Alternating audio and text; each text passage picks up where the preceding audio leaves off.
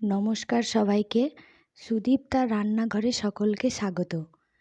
আজকে আমি চলে এসেছি আবার একটি নতুন রেসিপি নিয়ে, মোচার ঘন্ট। একদম সম্পূর্ণ নিরামিষ পদ্ধতিতে তৈরি। বাঙালি থালি বললেই সবার আগে কিন্তু আমাদের মোচার ঘন্টটাই আমরা দেখতে পাই, সে বাড়িতেই হোক বা যে কোনো রেস্টুরেন্টেই হোক। তো চলুন বেশি কথা না বলে দেখে নেব আমি এটা কিভাবে বানাচ্ছি।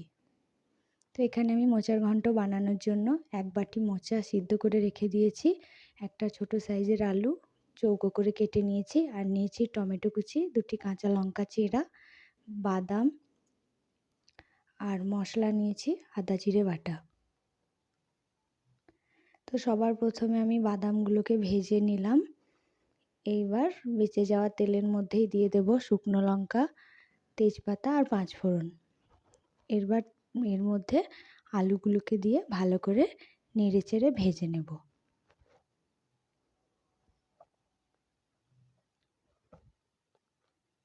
তো এখানে আলুটা ভাজা হয়ে গেছে।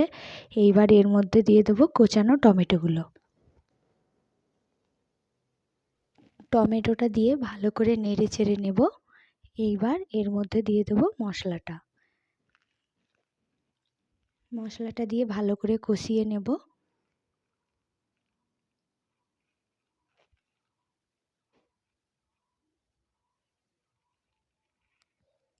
এরপর এর মধ্যে দিয়ে দিলাম স্বাদ মতো নুন।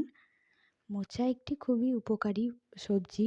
এর মধ্যে প্রচুর পরিমাণে আয়রন থাকে, যেটা সবার পক্ষেই ভালো, বিশেষ করে মেয়েদের জন্য তো খুবই ভালো।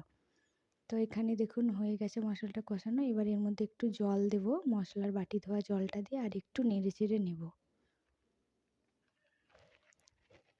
তো ভালো করে নাড়াচাড়া হয়ে গেছে। এইবার এর মধ্যে সিদ্ধ করে রাখা মোচাটা দেব।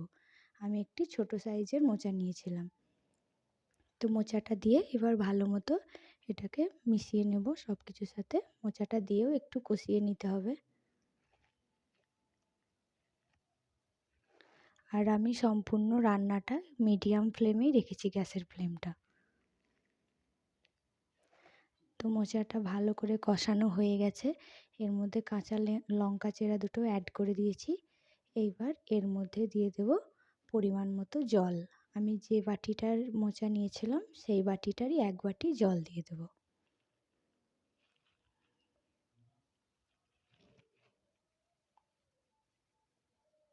জলটা দিয়ে ভালো করে নেড়ে চেড়ে নিয়ে একটা ঢাকা দিয়ে দেব, মোচাটা ভালো করে সিদ্ধ হওয়ার জন্য।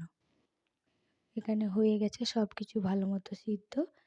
এবার আলুগুলোকে একটু করে কেটে কেটে এর সঙ্গে মিশিয়ে নেব।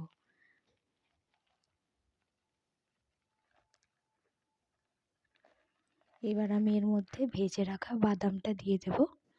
আপনারা ছোলা সিদ্ধও দিতে পারেন, আর এর উপর দিয়ে নারকেল কোড়াও দিতে পারেন। আমার কাছে নারকেল কোড়াটা ছিল না, তাই দেওয়া হয়নি। তো হয়ে গেছে পুরো রান্নাটা। এবার এর মধ্যে দিলাম গরম মশলা, 1 চামচ চিনি আর 1 চামচ ঘি। এবার সব কিছু দেওয়া হয়ে গেছে, ভালো করে নেড়ে চেড়ে এবার নামিয়ে নেব। তো রান্নাটা কেমন লাগলো জানাবেন। ভালো লাগলে ভিডিওতে লাইক, কমেন্ট, শেয়ার করবেন, আর চ্যানেলটিকে অবশ্যই সাবস্ক্রাইব করবেন। ততক্ষণ ভালো থাকবেন, সুস্থ থাকবেন, সাবধানে থাকবেন। দেখা হবে আরেকটি নতুন ভিডিওতে। ধন্যবাদ।